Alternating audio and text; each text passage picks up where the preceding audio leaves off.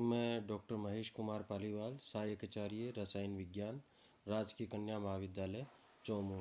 बच्चों, आज हम बीएससी पार्ट सेकंड का जो इलेक्ट्रोकेमिस्ट्री सेकंड है उसका नेक्स्ट टॉपिक पढ़ेंगे और वो है पोलराइजेशन, ध्रुवण और ओवर वोल्टेज या हाइड्रोजन ओवर वोल्टेज। ये दोनों छोटे छोटे टॉपिक हैं और एग्ज़ाम में शॉर्ट नोट के रूप में ज़रूर से पूछे जाते हैं। कल अपन ने ईएमएफ के बारे में पढ़ा, आज हम पोलराइजेशन और ओवर वोल्टेज के बारे में पढ़ते हैं। देखो, जैसा चित्र में दिखाया गया है कि दो प्रकार के प्रोसेस दिखाए गए हैं।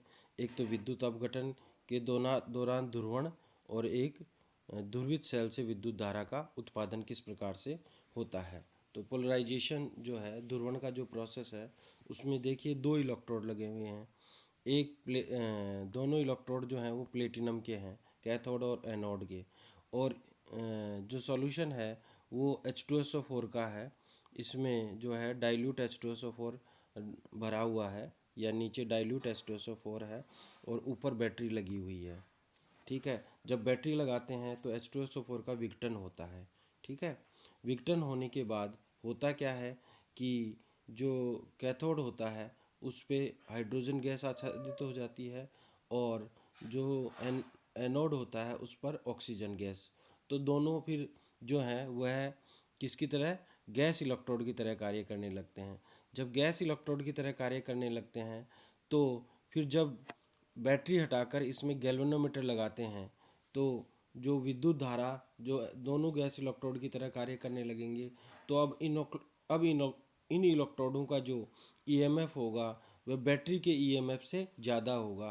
तो विद्युत धारा जो है वो विपरीत दिशा में बहने लगेगी, यानी एनोड से कैथोड की तरफ बहने लगेगी। परंतु जब दोनों पर H2 और ऑक्सीजन आच्छादित हो जाते हैं दोनों इलेक्ट्रोडों पर, तो जो विद्युत अपघटन के दौरान जो पोलराइजेशन होता है उसके कारण से जो विद्युत धारा का प्रवाह जो है वह कैथोड से एनोड की तरफ होता है। ठीक है, इस प्रोसेस में होता क्या है देखते हैं। तनु H2SO4 विलयन में प्लेटिनम इलेक्ट्रोड डालकर यदि विद्युत धारा को प्रवाहित किया जाए तो कैथोड पर हाइड्रोजन और एनोड पर ऑक्सीजन गैस मुक्त होती है। निम्नानुसार H2SO4 का विघटन हुआ और 2H प्लस और SO4 2 माइनस बना। फिर SO4 2 माइनस फिर H2O से क्रिया करके H2SO4 बना लेता है और O2 माइनस बना लेता है। अब हमारे पास H प्लस और O2 माइनस हो गया। ये जो है कैथोड पर जाकर 2H प्लस 2 इलेक्ट्रॉन लेकर H2 गैस में आच्छादित हो जाता है या उस पर डिपॉजिट हो जाता है, और एनोड पर जो है ऑक्सीजन 2 माइनस जो है इलेक्ट्रॉन त्याग कर ऑक्सीजन O2 यानी कि ऑक्सीजन गैस के रूप में आच्छादित हो जाती है। इस प्रकार से विलयन के बाहर जो है विद्युत धारा कैथोड से एनोड की तरफ बहती है, जबकि विलयन के अंदर विद्युत धारा का प्रवाह एनोड से कैथोड की ओर होता है। ये चित्र 1 में दर्शाया गया है। या भले ही आप ऐसा स्टेटमेंट दे दें तो ज़्यादा सही रहेगा कि विलयन के अंदर विद्युत धारा एनोड से कैथोड की ओर और विलयन के बाहर जो है वो कैथोड से एनोड की ओर विद्युत धारा का प्रवाह होता है। अब ये तो अपघटन के दौरान हो गया, इलेक्ट्रोलाइसिस के दौरान। अब अगर अपन बैटरी को हटाकर उसकी जगह क्या लगा दें, गैल्वेनोमीटर लगा दें, तो इन दोनों, अब यदि बैटरी को हटाकर दोनों इलेक्ट्रॉनों को परस्पर गैल्वेनोमीटर द्वारा जोड़ दिया जाए, जैसा चित्र 2 में दिखाया गया है, तो गैल्वेनोमीटर में विक्षेप आता है, अर्थात सेल में विद्युत धारा प्रवाहित हो रही है, लेकिन इसकी दिशा जो है वो विद्युत अपघटन वाली दिशा के एकदम विपरीत है। अर्थात अब सेल के बाहर विद्युत धारा एनोड से कैथोड की ओर बह रही है। ऐसा इसलिए होता है कि विद्युत अपघटन के दौरान प्लेटिनम के इलेक्ट्रोड हाइड्रोजन व ऑक्सीजन गैस के बुलबुलों द्वारा आच्छादित हो जाते हैं, जिससे वे गैस इलेक्ट्रोड की तरह कार्य करने लगते हैं। क्योंकि इन नए इलेक्ट्रोडों का ईएमएफ जो है बैटरी के ईएमएफ के विपरीत होता है, अतः विद्युत धारा विपरीत दिशा में बहने लगती है। इसे हम पश्च ईएमएफ या बैक ईएमएफ कहते हैं। विद्युत अपघटन के उत्पादों द्वारा, जैसे ऑक्सीजन हाइड्रोजन और ऑक्सीजन हो गया। विद्युत अपघटन के उत्पादों द्वारा, जैसे हमने ये प्रोसेस देखा है, उसमें H2 गैस और O2 गैस है। विद्युत अपघटन के उत्पादों द्वारा उत्पन्न इस पश्य ईएमएफ के बनने के प्रक्रम को ही ध्रुवण कहा जाता है, पोलराइजेशन कहा जाता है। तनु H2SO4 में डूबे जिंक व कॉपर इलेक्ट्रोडों से युक्त गैल्वेनिक सेल में भी इस प्रकार की घटना को प्रेक्षित किया जा सकता है, ऑब्जर्व किया जा सकता है, देखा जा सकता है। ठीक है।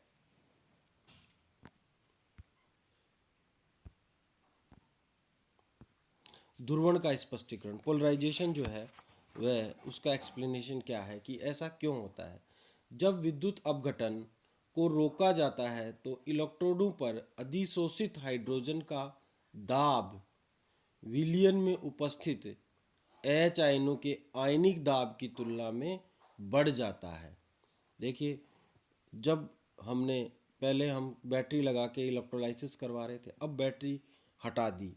बैटरी हटा देने के बाद गैल्वेनोमीटर लगा दिया, तो जो इलेक्ट्रोड पर, जैसे मान लो हम कैथोड की बात करते हैं, कैथोड पर आच्छादित जो H2 गैस है या उस पर डिपॉजिट H2 गैस है, उसका दाब जो है, जिसको अपन ने विलियन दाब कहा है, और विलियन में उपस्थित जो हैं एच आयन जो H2SO4 के टूटने से उपस्थित होते हैं, उसको अपन आयनिक दाब या प्राशन दाब कहा है।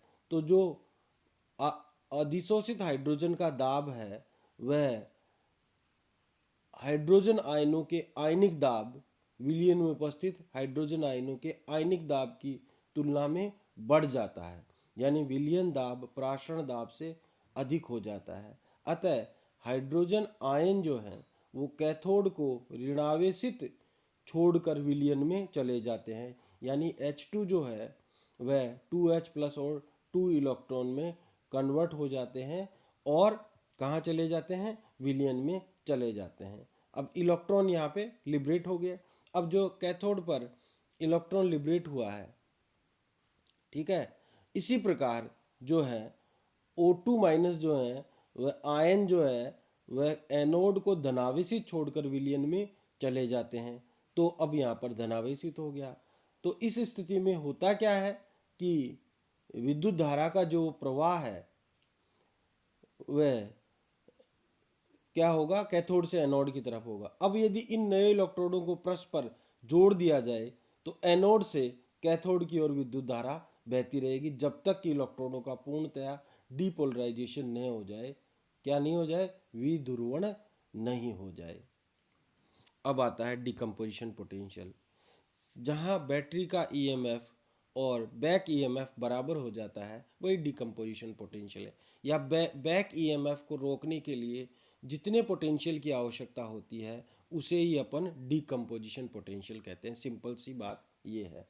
ध्रुवण से उत्पन्न ईएमएफ के कारण तनु H2SO4 के विद्युत अपघटन की क्रिया मंद पड़ने लगती है, लेकिन यदि सेल पर लगाए जाने वाले विभव की तीव्रता को बढ़ा दें तो पश्य ईएमएफ का प्रभाव समाप्त होने लगता है। ऐसे ही यदि हम विभव की तीव्रता को बढ़ाते जाएं तो एक बिंदु पर आकर विद्युत अपघटन की क्रिया सतत हो जाती है और फिर पश्य ईएमएफ निष्प्रभावी हो जाता है। इस न्यूनतम विभव को विघटन विभव कहते हैं, जिस पर ध्रुवण से उत्पन्न पश्य ईएमएफ निष्प्रभावी हो जाए, क्या हो जाए, वह नल हो जाए या उसका कोई प्रभाव नहीं रहे। इसे ही अपन डिकम्पोजिशन पोटेंशियल कहते हैं। अब आता है ओवर वोल्टेज और हाइड्रोजन ओवर वोल्टेज। पश्य ईएमएफ को रोकने के लिए हम एक विद्युत अपघटनी सेल में अतिरिक्त विभव लगाना पड़ता है, जिसके न्यूनतम मान को विघटन विभव कहते हैं। विभव के इस अतिरिक्त मान को अति विभव कहा जाता है। तो मैंने पहले ही बताया, सिंपल सी बात हो गई कि पश्य ईएमएफ को रोकने के लिए हमें इलेक्ट्रोलाइटिक सेल में जो न्यूनतम एक्स्ट्रा पोटेंशियल लगाना पड़ता है उसे ही अपन ओवर वोल्टेज कहते हैं। उसे ही क्या कहते हैं, क्या कहते हैं, अति विभव कहते हैं। सैद्धांतिक रूप से लेड के मानक इलेक्ट्रोड विभव का मान -0.12 इलेक्ट्रॉन है। अतः यदि लेड लवण के अम्लीय विलयन का विद्युत अपघटन करवाया जाए तो कैथोड पर हाइड्रोजन गैस मुक्त होनी चाहिए, लेड नहीं, लेकिन वास्तव में ऐसा होता नहीं है और कैथोड पर लेड एकत्रित हो जाता है, लेड कलेक्ट हो जाता है, डिपॉजिट हो जाता है। इसका कारण यह है कि अधिकांशतः सभी धातुओं के इलेक्ट्रोडों से विद्युत अपघटन द्वारा हाइड्रोजन मुक्त कराने के लिए या करने के लिए उनके सैद्धांतिक इलेक्ट्रोड विभव की तुलना से अधिक वोल्टेज लगाना पड़ता है। हाइड्रोजन गैस मुक्त करने के लिए आवश्यक इस अधिक वोल्टेज को ही हाइड्रोजन अधि वोल्टेज कहा जाता है, हाइड्रोजन ओवर वोल्टेज कहा जाता है। अब इस हाइड्रोजन ओवर वोल्टेज के क्या क्या बेनिफिट्स हैं, क्या क्या लाभ हैं, advantages of hydrogen over voltage.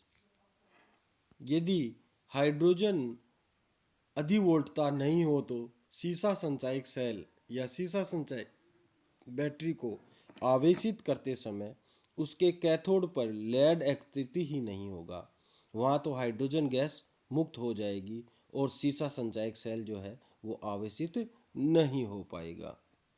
यदि किसी लेड इलेक्ट्रोड युक्त सेल में विद्युत अपघटन द्वारा हाइड्रोजन बनाना हो तो लेड इलेक्ट्रोड पर प्लेटिनम धातु जैसी कम अधिक वोल्टेज वाली धातु को एक पतली परत चढ़ा दी जाए तो कैथोड पर लेड एकत्रित होने के स्थान पर H2 गैस मुक्त होगी। तीसरा जो है एडवांटेज जो है ओवर वोल्टेज का, विद्युत अपचयन प्रक्रम में यदि उच्च अधिक वोल्टेज वाले इलेक्ट्रोड लगाए जाएं तो वे हाइड्रोजन की सक्रियता को कम कर देते हैं।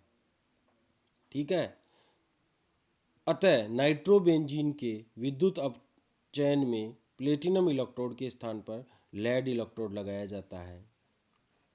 चौथा एडवांटेज, यदि हाइड्रोजन अधि वोल्टेज नहीं होता तो टिन, जिंक, कैडमियम जैसे अधिक ऋणात्मक विभव वाली धातुओं को उनके अम्लीय विलयन से विद्युत सेल द्वारा एकत्रित करना संभव नहीं होता, परंतु इस विधि में एक सावधानी यह बरतनी होती है कि विलयन में कोई अशुद्धि न हो, अन्यथा यह अधि वोल्टेज को कम कर देती है। पांचवा जो है, यदि विलयन में हाइड्रोजन ड्यूटेरियम दोनों के आयन उपस्थित हों तो प्लेटिनम इलेक्ट्रोड पर तनु अम्ल में जो ड्यूटेरियम के अधि वोल्टेज के उच्च मान के कारण ड्यूटेरियम की तुलना में हाइड्रोजन जो है वो H2 गैस के रूप में एकत्रित हो जाएंगे। ठीक है, ड्यूटेरियम जो है वो H2 के इस प्रकार से ओवर वोल्टेज के ये एडवांटेजेस हैं और ओवर वोल्टेज इसको कहते हैं। अब नेक्स्ट क्लास जो है उसमें अपन सांद्रता सेल पढ़ेंगे। लगभग अपना सांद्रता सेल के बाद जो है वो 2 टॉपिक और बचेंगे। ठीक है, 2-3 टॉपिक और बचेंगे, ये चैप्टर फिर पूरा हो जाएगा। संचारण बचेगा और लिक्विड जंक्शन पोटेंशियल बचेगा और सांद्रता सेल, इतना ही है। तो मेरे हिसाब से जो है वह इस फरवरी के लास्ट तक ये पूरा हो जाएगा और अपना सिलेबस लगभग पूरा कंप्लीट हो जाएगा। ठीक है, धन्यवाद, आज के लिए इतना ही।